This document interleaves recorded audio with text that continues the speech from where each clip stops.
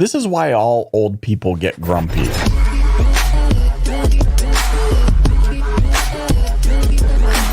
This is Auto Collabs. This is my thesis, because they had to mow their lawn with like barber shears, and then we have self-propelled lawnmowers. And also for the fact that we were just talking and Paul's like, no, he wasn't a player. He's a YouTuber. Like, I think that infuriates old people because they're like, you are an old person at heart for sure. I'm an old person at heart, but you're like, we've arrived at a place in the world where we're like, no, they do YouTube for a living. Like for money. For money in their underwear at home, opening boxes. Like if you said to somebody that made it through the Depression that they open boxes and make $25 million a year, with they're 3 like, cameras. I opened and closed boxes for 10 cents an hour. Yeah. That's unbelievable. That's I don't know what this has to do with Rick Reichert, I'm frustrated but I'm excited right now. Yeah, Kyle's frustrated as a resident non-old person. I'm a millennial and I'm mad. I open boxes every day, but I gotta pay for those boxes. Yeah, but I pay for Amazon. He's complaining about Amazon delivery, right? Oh, people are like, wait, they send stuff right to your house and you just order it on your thing? Well, look, today's guest is anything but a grumpy old man. Rick Reichert, in my mind, is just a progressive, fun, tell it like it is, right? Not afraid to get in a little bit of trouble, right? We tend to gravitate toward those people. But honest people are going to get in trouble. That's the bottom line. If you're honest these days, you're getting in trouble. Absolutely. You know, I've seen a lot of Rick kind of around social media and what they're doing. I can't wait to ask him about the stuff that they're doing with NIL. I remember one of my only like interpersonal story of Rick is at Digital Dealer this year when we asked him to kind of be like on video. We were doing some video recording and he didn't have time to do it, but he was wearing a button-up shirt and he saw both of us wearing like ball caps and t-shirts, and he was like, huh. And so like he shows up later in the day for his keynote with a t-shirt, and he's like, yeah, I just figured if you guys could do it, I could roll it too. Let's go. Right? Forget so this. That's the kind of troublemaker we're all about. So I met his uncle Rhett Reichert, who might be a more familiar name to some people in the industry as the chairman of NADA during the pandemic, and just kind of like a legendary personality. So Rick is his nephew, so we need to ask some Uncle Rhett stories is what I'm most excited about. There you go. All right, grumpy old men aside, we hope you enjoy this interview with Rick Reichert. Hey Rick, it's been a while coming and it's here now. Thank you so much for giving us some time today in the Auto Collabs audience. It's gonna be great. Absolutely, Paul. Great to see you as always, Kyle, everybody, and it's a pleasure to be on. All right, so the Reichert name has it's kind of like gives shockwaves through the industry. I feel like between what you're doing with the stores now, between what Rhett has done as chairman, like during one of the most tumultuous times in the auto industry, I feel like I see and hear the name everywhere. Can you tell us a little bit? We like to talk about like the beginnings of everyone's experience in the industry. What is your earliest memories of getting into the car business, and kind of when did you feel like you fully adopted it as your own? When I first got into the car business, like legit felt like I was working for the company, not until I was 21 years old. And I say that because I had spent some time before I turned 21 working as punishment. Like, I'd be like in high school, like I'd break curfew, right? Come home after midnight, and my dad wouldn't know what to do with me. He'd be like, all right, you're going to get up tomorrow morning and you're going down to the maintenance department and you're checking in at 9 a.m. And like, I'd like paint the light poles on a Saturday, like put me through like the manual labor side. And what was really cool about my dad is he didn't bring work home. Like my grandpa did. So my grandpa founded the company in 1953. Yeah. My dad told stories. Yep. Paul Reichert Sr. My dad's technically Paul II. I'm Paul III.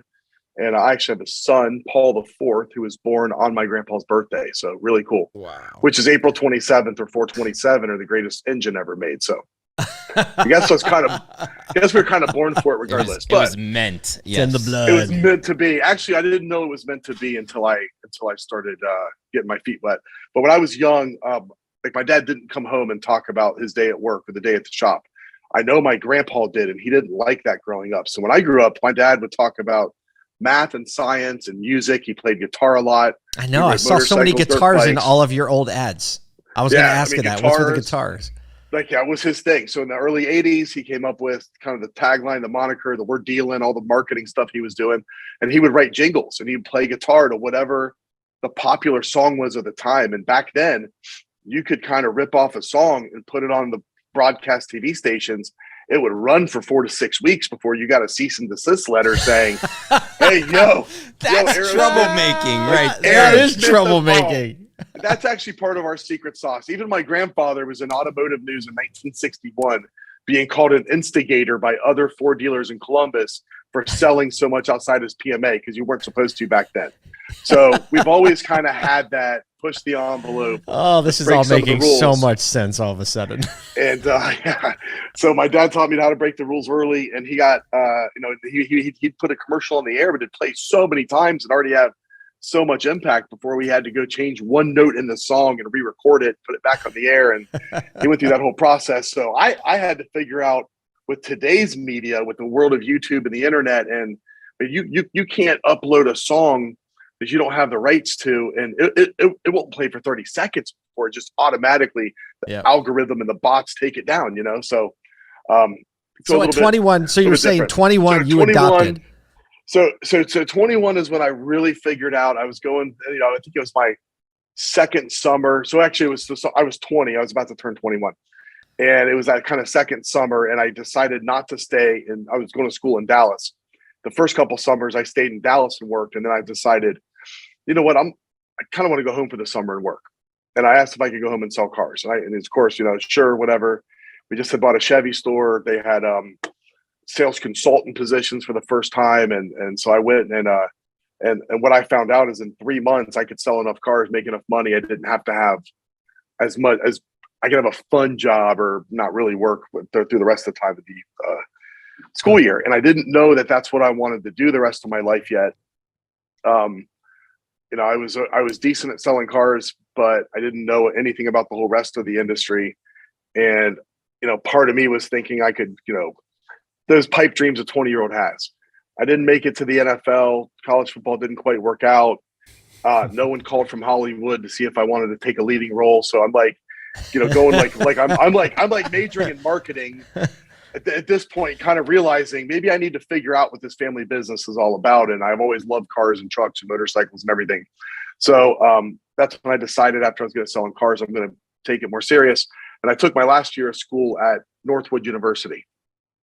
Yeah. Back then you had a choice. You didn't just have the Midland, Michigan campus. There was also a West Palm Beach campus. So I was also smart enough to realize I could milk the post-grad year. Yeah. So I milked the post-grad year in Palm Beach, getting a wonderful year education of the car business and a textbook before I came home. And then that's when I was 22, 23, came home, started back in sales, worked my way through sales, finance manager, secondary finance, assistant new car manager, sales director, GM eventually, GSM. So that was a fun journey, because you think about the bulk of my journey, it was 2003 to 2012 to work my way to get to that kind of where I felt like I made it. And so a lot of those years were economy declining, recession, gas price stuff. Yeah. And I felt like that. Yeah. So I felt like that was a big advantage for me. Like, I learned how to be a manager in 2005, 6, 7, 8, 9. Like, wartime general, manager, right? Wartime. And my uncle always says, you're battle hardened, because now all of a sudden 2012 comes, I finally get an executive seat, and I've got a position in the company to where I can influence the whole thing. The economy's coming back, and this business got really easy. And all of a sudden, 12, 13, 14, 15, 16, I just look like a hero. So it was fun. It was fun. But then, I loved it. Right. But then, right, the battle hardened all of a sudden comes back around. Right. And now you're actually prepared. You've seen times of, less, and then times of more, and then times of extreme challenge. And that is the seasoned dealers have gone through the pandemic really with this mentality of like, like, we're going to navigate the situation for what it is. Right. And then even in the season of profit, they're like, yeah, we're going to get the money now, but no one's really saying like, it's not going to get hard again. Right. Like everyone kind of knows the season ones. No, we're going back and forth. Oh, absolutely. I mean, you think about the tough decisions we had to make in March of 2020 when we didn't really know what to do. And honestly, that was such a big impact of how are we going to handle this? That the first thing I did when I found out this whole the COVID pandemic is going to significantly impact businesses and they're talking about shutting stuff down, I went and bought a leather cowboy hat I call my bandit hat, and I became a character. Like, I don't really know how to fight this thing either, but we have all these people looking at us, the families in our community and everyone that works for us going, are we going to be okay? I'm going to throw on this leather bandit hat, put the face mask on and go, we're going to be just fine. The bandit's here. It's not messing with us. And that kind of mentality, you got to create that like character. Because at the same time, my uncle was he got inducted into the chairman role for NADA in February of 2020. I was there. We had just been in Las Vegas.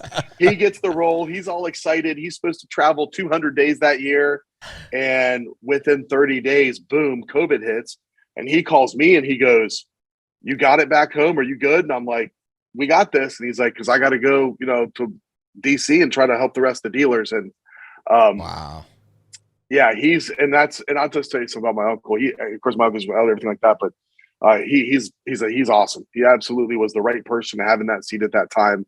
The dude doesn't sweat. Like, he's one of those guys, ice water's running through his veins and the smiles on his face all the time. And if I didn't think that being a real politician would put so much stress and strain on him that he'd be miserable, I'd vote for him to run for president. Like, he's really that like he's that type of guy. At least a senator. Yeah. Right? Yeah. He has that air rolls about up him. like it too. Well, since you brought him up, we were going to ask if you could just tell us one Uncle Rhett story from growing up. I know there's got to be a great one in there. How many do you want to hear? I'm gonna pick one that he won't be mad because you're like, NADA just called because he's still very serious about representing NADA as he really is.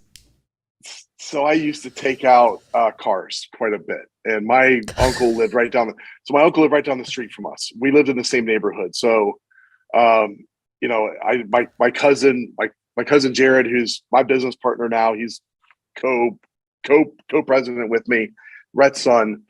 I'd go down to his house all the time, and I remember being, we were 16, 17 years old, and he always drove. So if we took something in on trade, some sports car, something hot, he would bring it home and put it in his garage for a couple of days, like most dealers do.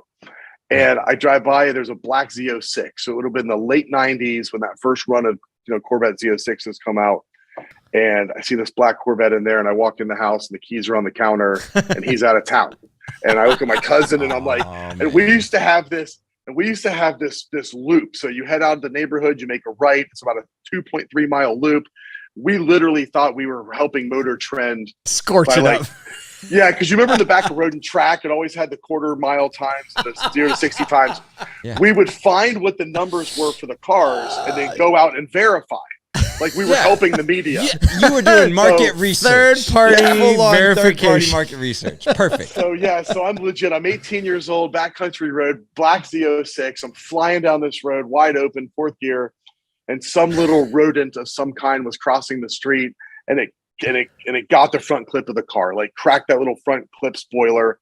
And, we get back to the house and I'm like, oh crap. Like the one thing I can't let them know I took the car, especially can't let them know I wrecked the car, not wrecked it, but damaged. And we had this, little body shop that was around the corner that the kids went to the same high school as my cousins, were buddies with them. And I snuck the car around the back and I was like, I need you guys to fix this car by Monday. Like Rhett's coming back in town. I'm in big trouble. And so sure enough, they didn't fix the car in time. He gets back in town. He finds out. And I remember my dad being like, hey, you need to come to my office, talk to me in the office in the basement of his house. And I go down there and my uncle's sitting there. And I look at my dad and I'm like, what's going on here? And he's like, don't look at me. You need to talk to him. And Rhett starts ripping me apart. I mean, I know you've heard stories of us doing this stuff in the 60s because they told us about how in the 60s, early 70s, they were taking Cobra Jet Mustangs and stealing tires out of my grandpa's parts department to put them on the cars to drag race. And then taking the tires off before the next morning, before the store opened. And they were doing that stuff too. And he's yelling at me about, you can't do that these days. You can't do these things.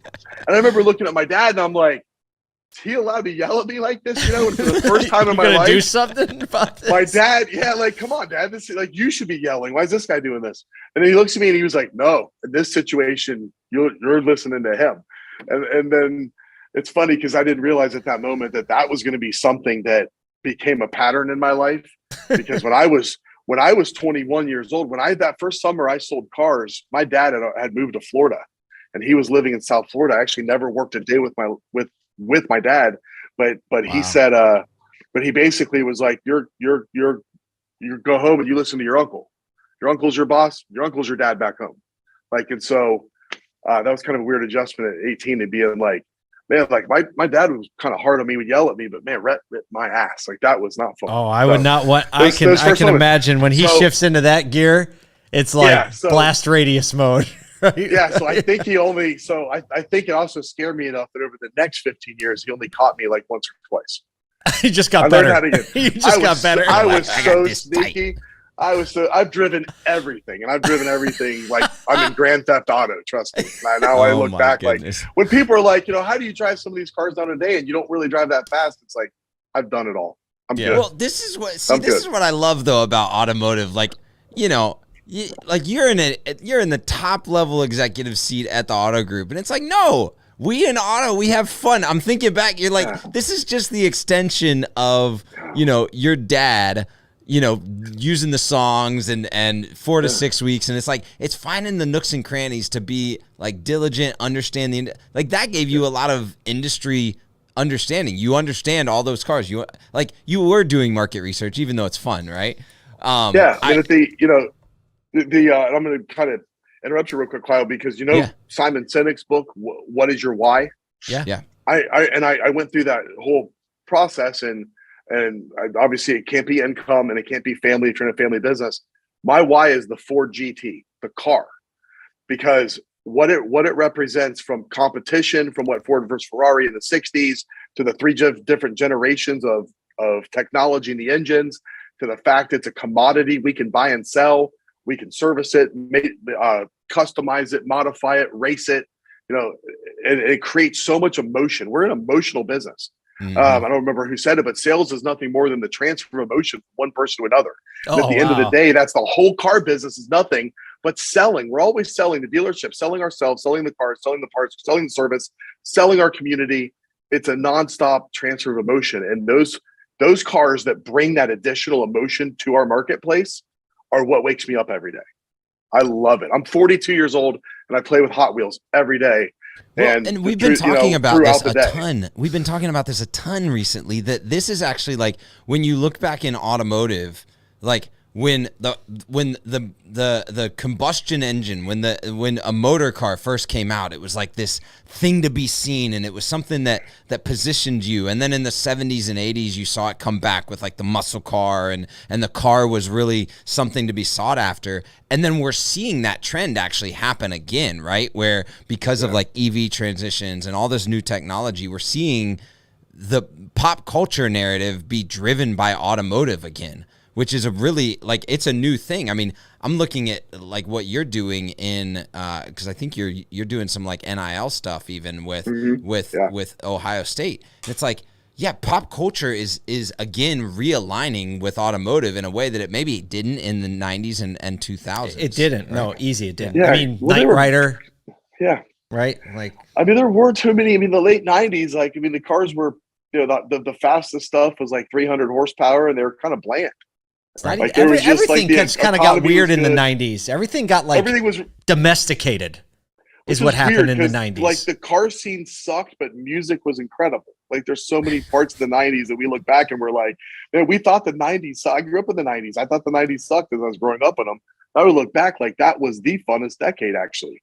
Yeah, like you got Jordan and great music. We didn't have enough time for all that. I mean, the immersive hip hop, the Cowboys winning Super Bowls, and I'm sorry, what'd you say? We'll go back to that another time. But if you think about it now, but like you said, we're in this land of the hybrids and the EVs, and there's all this emotion, and we're also in this big resurgence of the 4x4 and off-road world. And Yeah. I mean, every dealer in the country's got lifted pickup trucks on their lot, and we're all fighting to get as many Wranglers and Broncos as we can. And there's this new sense of adventure in America. And I think COVID helped accelerate our great interstate system, our national parks, the hills in our backyards, all the drives that we have and the rides, and the power sports industry, boats, RVs, and especially motorcycles are doing fantastic for us because everybody wants to get out and ride. They want that freedom, that adventure. You know what's crazy? On Sunday, I got a text from somebody that was like, "Hey, sorry, my wife and I were out for a drive." Like that was the text, not like we're going that to makes lunch. me feel It was, so good. We're out for a drive. I was like, whoa. Yeah, people are going out driving now to then find their destination. Where 5 years ago it was, hey, we got to get on Google Maps and let's go get ice cream at this place. Now it's like, you know what? Let's just head to that area that we wanted to see, and we'll see if we can find something to eat. And you worry about the destination at the end, and it's all about the journey. And that kind of loses its luster if you're on autopilot, doesn't it? Yes. Yeah. I don't want the autonomy. I don't want to go in and say, here, I'm going to set my address and just sit back, and it takes me there like I'm on a train, right? Like I'm on the rail. Like you're in the movie WALL-E. Forget that, bro. Right? Yeah, forget that. Forget that. I want to downshift by accident and hear the transmission do something it shouldn't. And hey, what do you think of the new? How to drive. What do you think of that new Dodge EV concept with the echo, with the resonance chamber and the sound coming through it? I'm curious because you're like a purist. I can't do it. I mean, I listened to it. I turned it up. I'm going to have to listen to it in person, but it's, I don't think that's the direction that we want to go. Well, I think the biggest mistake Kyle was like, what if you put a rumble pack in the seat and then the steering wheel and you can flip it on and off? Like, that's pretty visceral. I mean, you have an electric Harley, right?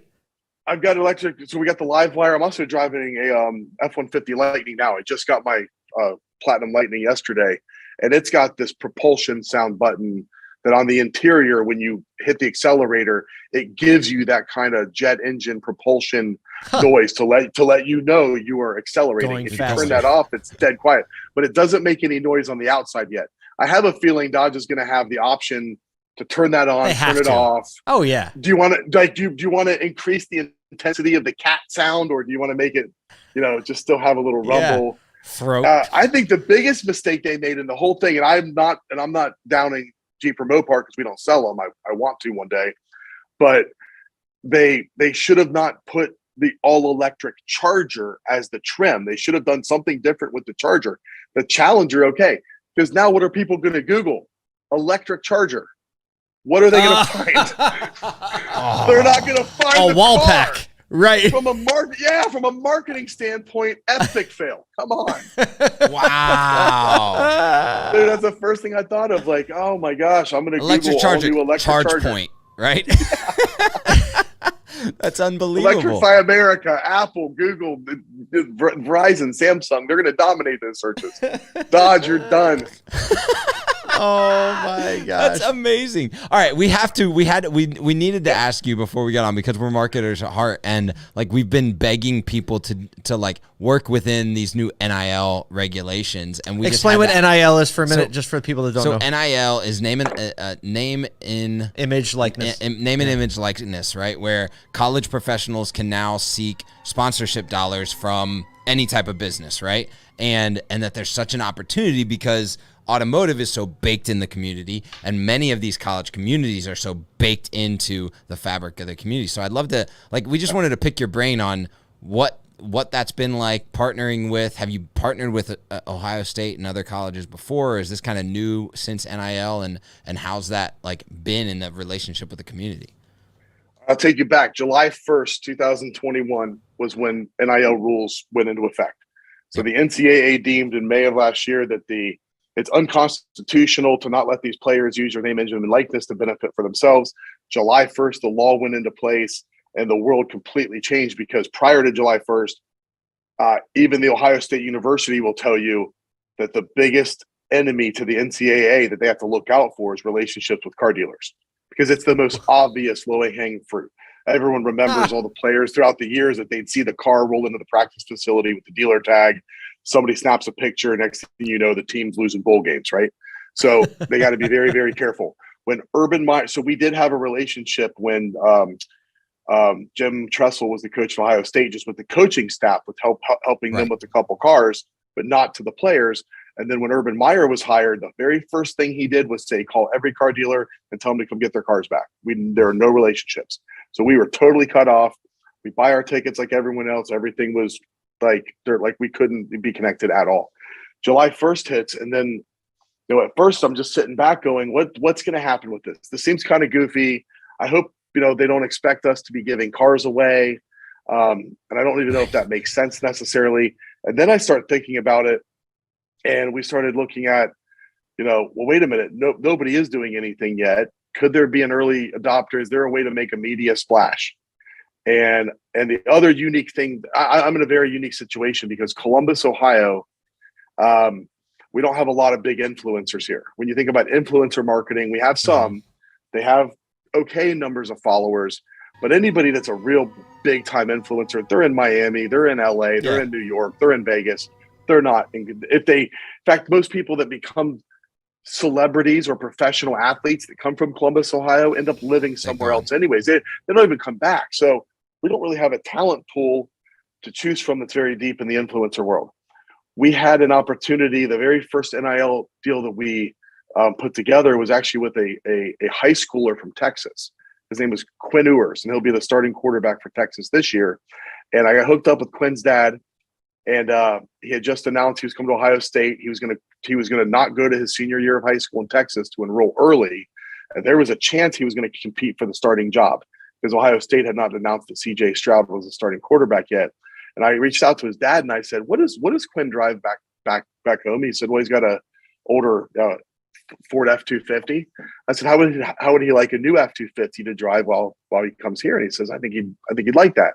Right. So he comes in. I think he'd be okay with that. So literally, I had this white Super Duty that I was driving as a demo. I built this truck for myself. It was an F-250 trimmer. The cool part about the trimmer is you don't have to put a lift kit to put 40-inch tires under it. You can just do a couple body modifications. So I had lifted the truck, big tires. It was that big 7.3 big block gas engine, so I supercharged it. So I had the 650 horse, right? Badass truck, and I'm like, we'll toss this to a 19-year-old, not a problem. But listen, it's killing me on gas. I'm spending $200 a week on gas, so it didn't bother me to get out of this truck. So I'm like, here, and it'll be a big splash. Plus, he's not driving anywhere because they go from the apartment complex to the practice facility. I mean, you're not going to tell him where that race loop is either, right? So we end up putting the deal together. At the same time, this Quinn was also working with a kombucha company in Texas and a sports marketing agency that were putting together, $1 million deals for him. In fact, he signed this $1 million autograph deal in the conference room of our offices. So wow. So needless to say, because of that, big national media started paying attention. Those companies refused to comment, but when the New York Times and some of these other Forbes reaches out to me, I'm like, heck yeah, I'll give Let's talk about this. Put me in articles. Make sure you get my last name right. R-I-C. Exactly. So I'm thinking we're just going to get impressions like crazy. And sure enough, I got friends calling me from all over the country. I'm in their local newspaper because this big NIL deal. And it read like we gave them $1 million. But it was really tough deal. And the crazy part is Quinn, unfortunately, 4 months into the season when C.J. Stroud was not only a starting quarterback, but was a Heisman Trophy candidate and all that stuff, he basically realized that he would have a better opportunity to enter the transfer portal and leave. No hard feelings at all. We had it in our contract. He simply, we terminate the contract, he gets the truck back at that point, and we get to resell the truck. And he moved on to Texas and didn't cost us anything. In fact, if you know what the truck market was like last year, the truck actually went up in value. We didn't even have to write it down. Asset, right? And then we got to sell it in December of last year and make a little bit of money. Oh, the man, what a play. And I still chat with Quinn and his dad. And, it's just a great, great family. I wish them all the best in Texas.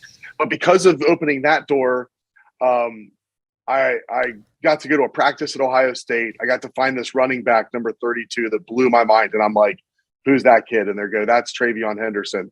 And I reached out to Travion the next day. He was the second deal I put together. He's one of my favorite people in the world. Now we just re-signed him for this season.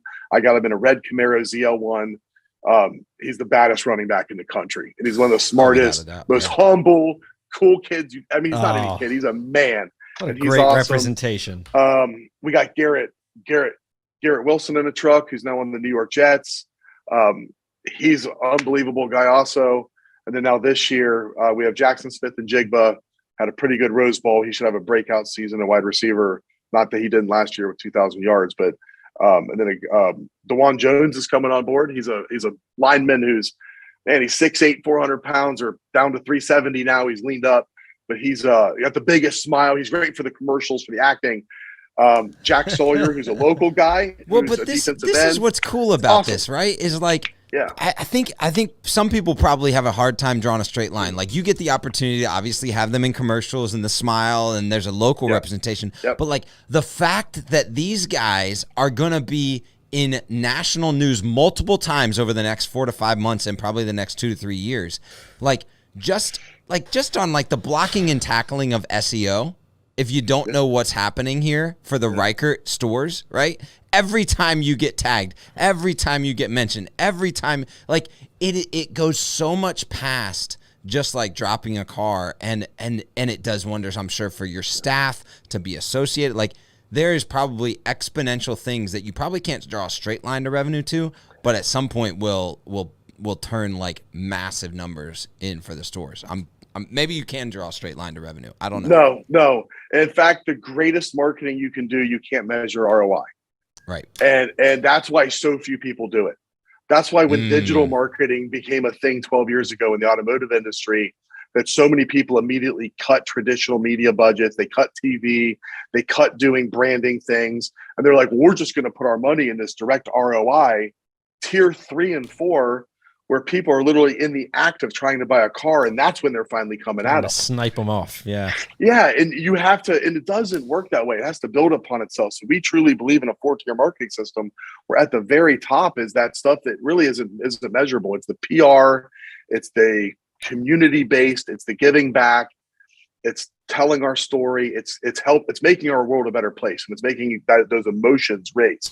And I'm sure we could look at impression shares, and there are ways to quantify, is there certain impact happening in the world of social media? You think about likes, follows, engagements. You can watch that total kind of social media clout score rise when these types of things happen. You can see, and I just, from a focus group standpoint, I can tell you in the past 2 years, since we've been doing a lot more community stuff through COVID, through NIL, and I'm getting recognized a lot more, but not just people recognize who I am. They know what we're doing. They're telling me about it, and they're mentioning players by name. And I'm using those players' platforms with their 25 and 50 and 200,000 followers to help promote our local nonprofits and charities that have been growing exponentially at the same time. In fact, as soon as we get off this podcast, I'm the chairman of a group called A Kid Again here in Central Ohio. We provide monthly adventures to children with life-threatening conditions. Those players made appearances at an event on Monday night to raise money for the foundation, which is an NIL foundation that I sit on the board of with Cardale Jones and Brian Schottenstein, which is one of the big families here in Columbus. And we're helping raise funds to give to these players to help Ohio State continue. Because I'm a Buckeye fan, obviously. Love Ohio State football. Season ticket holder my whole life. Love the fact that, if they win the national championship this year, I'm going to straight up ask Coach Dave for a ring. Like, bro, you know what I've been doing. I think I'm part of recruiting now. Can I get one of them rings? Yeah. You know what I mean? Like, as a super fan, it feels awesome. And then at the same time, to be able to use those platforms and watch our world become a better place by helping our community, because all car dealers know we have a responsibility for what we do, the amount of revenue that we create, the tax money that we generate, the people that we employ, the lives that we change, to continue to give back and be stewards of our community and to make them a better place every day. And if you're not, your business isn't going to thrive for a long time, because just like how we talked about the emotion of automotives back, and people like power and off-road and adventure and all those things, they're getting their driver's license again. These younger generations, they care more about how a business gives back and how they help their community That's right. than how many records they won and how many years that they've been number one. They don't care what your selection is. They care about what you did for their neighbors. Wow. Remember that too. Well, yeah. man, look, I couldn't think of a better way to end and like tie that all back together. It's like you've done this before. Rick, I'm pumped up to learn more about what you've done and the way that you're passionate about community, because it feeds the drive in me and what we're doing at ASOTU and what I think our industry really needs to tell a better story. So I'm glad that you're telling that story from a PR perspective, at least locally, but also nationally, because that's the truth. That's what retail automotive is, without a doubt, truthfully all about. So Rick, thanks for joining us. Love it. I can't wait for the next conversation. Thanks, Kyle. Appreciate it. Paul, great to talk to you also, my man. Know it. Literally, do not ever let anyone tell you that automotive is not a fun industry. No kidding. That's the Ever. takeaway. Because look, we got owner operators that are caring for multi-million/billion-dollar businesses that, as they were growing up at age 19, were drag racing the trade-ins. Now that doesn't happen these days anymore, I don't think.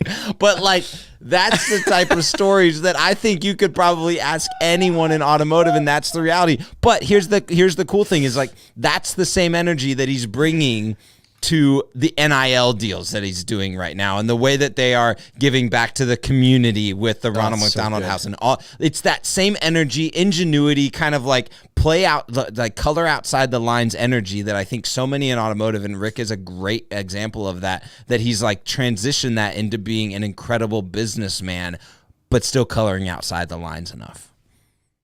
Michael, I have a question for you. It better be insightful. What's the dumbest? No, I'll tell you when you're going to be insightful. I'll tell you, Sonny. Right now, this is not for insight. Yeah. What is the dumbest thing you've ever done while driving a car? Can I or the most this? irresponsible thing? Yes, you can. There's just you, me and my Kyle. buddies used to do what we call McBoarding. So this is where you Has would this go. been canceled? This has been, yeah. If I found out my kids were doing this, I would laugh behind the scenes, but also be very destroy them. Yes. So this is where you go and borrow a tray from McDonald's, and then while one of your friends drives, they roll down their driver's side window, and while they drive, you hang on the outside, and you go street surfing on the McBoard. That's an amazing invention. I wonder if that was invented in Canada. Well, so we had an idea once. My buddy Sam had this idea. He's like, the trays aren't, durable enough. So we went to a grocery store. Time to modify. Because it was the only thing open this late at night. We go into a grocery store, and he's like, dude, if we get a cookie sheet, then it'll last longer. He had these brand new pair of shoes, these brand new Adidas shoes that he had just bought that day. And of course we were, kids. So like he probably had his life savings into these shoes. He hops on, we go McBoarding. We come to a stop. And a split second later, he's like, and we just see all the steam coming from his shoes. They just melted to this cookie sheet. So there you go. That's my most That's dumb not thing. what I expected. I didn't know what I expected, but it certainly wasn't that. So you were expecting the Canadian, I did 5 over the speed limit once. Once upon a time, 5 kilometers over the speed limit. Okay, but what was your follow-up going to be to that? There wasn't any. There wasn't enough of that. But hey, look, if you haven't done yourself the favor of following Rick and his store on LinkedIn or any social media, just to get some ideas on how you can press back into the community, run your business at a very high level, be very on the leading edge of things like NIL or caring for your community or caring for your employees, like I would highly encourage you to do so. We hope you've enjoyed this conversation with Rick Reichert. On behalf of myself, Kyle Mounts here, Paul J. Daly, and Michael Cirillo, we'll see you next time.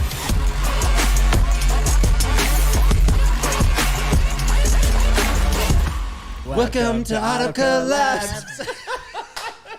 Why are we recording?